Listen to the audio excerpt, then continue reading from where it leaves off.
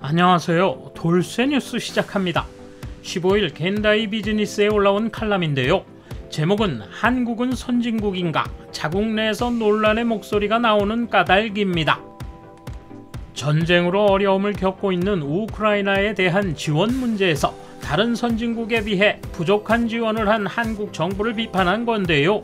누리꾼들의 반응이 예상과 다르게 날카로운 면이 있군요. 뭐라고들 하는지 함께 보실까요?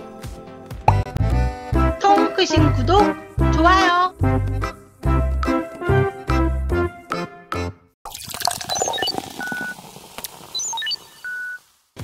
우크라이나 침공 당시 러시아는 키이우가 이틀이면 함락될 걸로 봤다고 한다.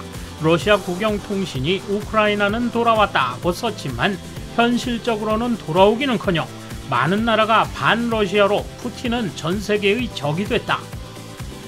그런 러시아 정부가 발신하는 정보를 모두 그대로 받아들일 수는 없다. 전사한 러시아 병사는 적다고 공표하는 한편 시리아로부터 병사의 모집을 실시하고 있다고도 보도되고 있다. 앞으로 모집할 시리아 병사들은 200에서 300달러의 보수에 6개월 단위의 계약 기간으로 우크라이나에 병사로 파견될 것이라고 알려졌다. 하지만 불과 35,000엔 정도를 위해 얼마나 많은 병사가 모일까? 설령 전사하더라도 러시아 병사의 유족에게는 11,000루블 약 12,000엔 밖에 지급되지 않는다고 하니 시리아 병사들은 그와 같거나 그 이하만 지급받을 것이다. 일본에서는 우크라이나 의용병에 70명이 지원했으며 이 중 50명이 전직 자위관이었던 것으로 알려졌다. 그런 일본처럼 한국에서도 의용병에 지원하고 있다. 한국에는 징병제도가 있어 모든 한국 남성은 군대에 입대해야 한다. 우크라이나 정부는 많은 지원자가 나오길 기대했겠지만 뚜껑을 열어보니 불과 수십 명밖에 지원자가 없어 일본보다 적은 것 같다. 우크라이나에 온 한국인 자원병 중 한 명은 한국 해군 특수전단 UDT 출신으로 현재 유튜버인 이근이라는 인물이 있다. 비판이 있지만 목숨을 잃을 수 있는 의용병에 지원하려면 상당한 각오가 필요하다. 이 밖에 대의를 위해 싸우는 게 낫다며 한국 생활을 비관적으로 말한 사람도 있었다. 한국에서 의용병 지원자가 나오자 외교부는 여권법에 따라 처벌될 수 있다며 지원하지 말라고 호소했다. 한국 정부는 러시아의 침공을 비난하고 1,000만 달러 규모의 의료품을 긴급 지원하는 등 다른 민주 국가들과 공조하고 있다. 하지만 이런 지원을 하고도 한국 정부의 결단력이 나빴다며 국내외에서 비판의 목소리가 나오고 있다.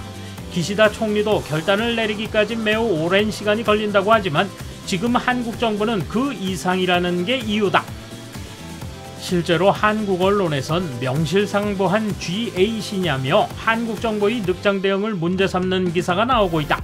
애당초 문 씨가 지난해 G7 정상회의에 초청받았다고 해서 명실상부 G8으로 자리매김했다고 평가하는 것 자체가 잘못이다. 그러나 한국이 지난해 선진국에 진입했다면 정부의 대응이 다른 선진국에 비해 늦었다는 비판을 받는 것은 선진국에 진입한 이상 어쩔 수 없는 일이다. 한국은 북한과 휴전 상태다. 우크라이나처럼 언제 전쟁이 나도 이상하지 않다.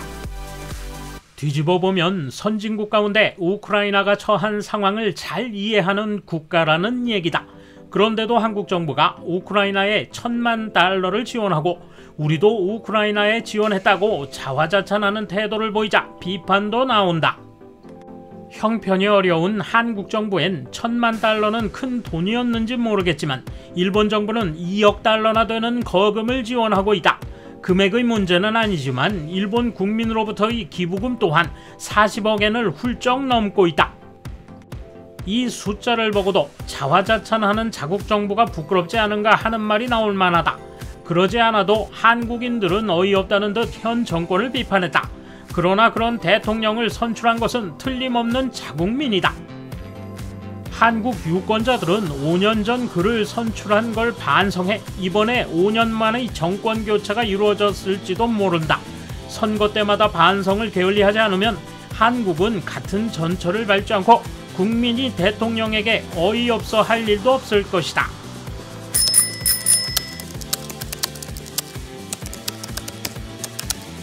G8 이런 것 자체가 존재하지 않죠. G7 멤버로부터 정식 회원으로 인정받으면 G8이 되는데 과연 한국이 영입될 수 있을지 의문입니다. 개인적으로는 호주가 더 가능성이 있다고 생각합니다. 그리고 선진국이 되었다고 하는데 UNCTAD에 의해 개도국 그룹에서 선진국 그룹이 된 것뿐이고 여러 UN 기구에서 분담금 같은 의무를 다해야 정치적으로도 선진국이 될 수 있다고 생각합니다. 한국이 분담금 증액에 대응하는지 기타 국제적 문제에 책임을 다하고 있는지도 의문입니다. 대댓글 우크라이나 위기는 이미 오래전부터 보도되고 있었어요. 미국과 EU는 위기관리 차원에서 다양한 대응을 협의하고 있었습니다. 서방국들은 러시아가 우크라이나에 무력을 사용했을 때 이러한 조치를 취하려고 제휴도 미리 되어 있었을 것입니다. 기시다 씨의 결단력 부족, 판단력의 결여는 매우 비정상적인 것이었다고 생각합니다. 우크라이나에 분쟁이 발생하면 일본의 영향이 반드시 있기 때문에 즉각적인 대응을 할 수 있도록 준비했어야 했는데 결국 미국의 요구대로 그들이 하라는 대로 했습니다. 아베 전 총리라면 어떤 대응을 했을지 적어도 푸틴 대통령과의 관계에서 조금 더 다르게 대응했을 겁니다. 일본 정부는 분쟁 개시 직후에 러시아에 대해 비난 성명을 냈어야 합니다. 인도적인 입장에서 우크라이나에 대해 군사적인 것을 제외한 지원을 대대적으로 하겠다고 발신해야 했습니다. 일본 언론 따위가 문 씨가 이끄는 한국의 대응을 비판하다니 무슨 일인가?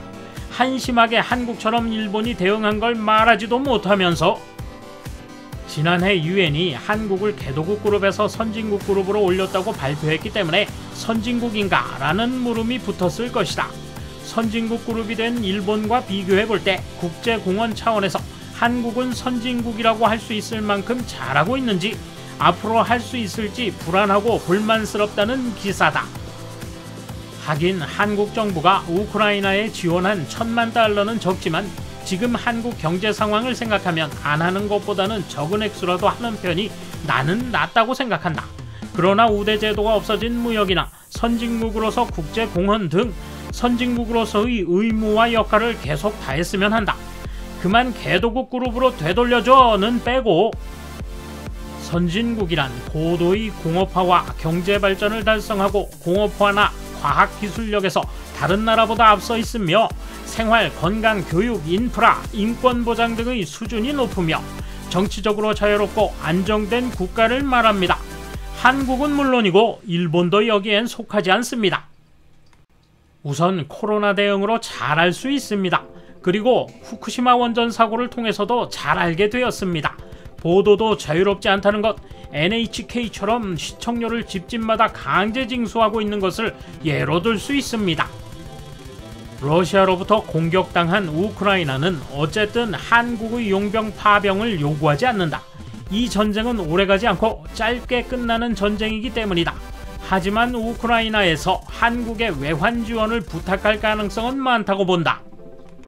미국과 독일, 일본보다는 GDP 규모는 작지만 세계 10위 안에 우뚝 선 경제 대국이라는 개념을 우크라이나가 알기 때문이다. 군사적 지원은 곤란하지만 앞으로 우크라이나는 한국에 여러가지 곤란한 부탁을 해올 가능성이 굉장히 많다. 돌쇠 한마디. 너무나 자주 보는 근거 없는 비하 칼럼들 정말 지겨워 미치겠습니다만 K-팝과 한류에 결국 무릎 꿇었듯이 모든 걸 인정할 날이 곧 올 겁니다. 감사합니다. 돌쇠 물러갑니다. 이번 소식은 여기까지입니다.